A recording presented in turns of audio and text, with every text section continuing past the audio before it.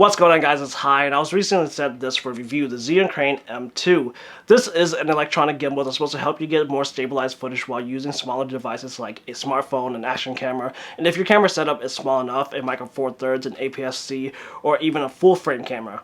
I was pretty excited to learn about this product, but to be honest, essentially after my first use, I noticed that there were some issues and annoyances that no one seems to be pointing out. Don't get me wrong, once up and running, this device runs pretty much just as advertised and it's pretty great. But some of its minor features were way overhyped, and I think if you're interested in buying the Zhiyun Crane M2, there are some things that you should be aware of. First, let's take a look at the design of this gimbal. One thing that other reviewers really like to highlight about this gimbal is its ability to lock up so it doesn't move around during transport. This was a feature that I was really looking forward to until I saw how it was implemented in person. At the base of the pan axis is a physical switch to lock this axis in place. This lock works flawlessly. But then we get to locking the other axes. Unlike the pan axis, there are no physical locks to lock down the other points of adjustments. As you can see on the side of the roll arm and on top of the pan axis, there are some grooves cut out into the material. These grooves act as male and female connectors. Once the roll arm is fully extended down, the grooves line up and do not allow the parts to move from side to side. Also, when the grooves are lined up, a pin on the roll arm is forced up and aligns itself with a cutout groove on the camera bridge. Once everything is lined up, as you can see, everything is locked in place and nothing moves about. Unlike with the pan axis where there is a physical locking switch, everything up here is essentially held in place by friction. And the problem with this is that over time, the finishing is pretty much going to get destroyed. Say goodbye to this nice black finish. I've only owned this gimbal for a few days and used that locking mechanism a handful of times, and the finishing on my gimbal is already showing noticeable wear. Another problem with this storage mode is that because you have to go out of your way to throw the gimbal out of balance to really lock it up, every time that you use this storage mode, you'll have to go back and rebalance your gimbal. But wait, another thing about the Zhiyun Crane M2 that was really overhyped was the memory lock feature. This is essentially a stopper that you can set so that when you throw the gimbal out of balance, you can easily move the adjustment point to where the stopper is and know that that is where it should be to have a balanced gimbal. That's wonderful and it's a great idea, but it's only available on one of the 5 adjustment points. It's only available on the roll axis.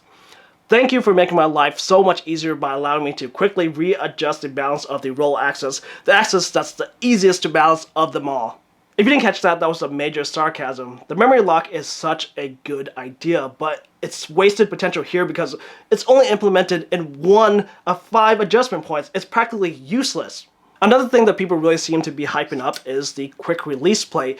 This can be extremely useful, but here, it's pretty stupid. Using a quick release plate on a gimbal is really nothing new. Many of the gimbal utilize a quick release system, but those are oftentimes more functional because they use a Manfrotto plate or they use an Arca Swiss plate. Here we have a proprietary plate.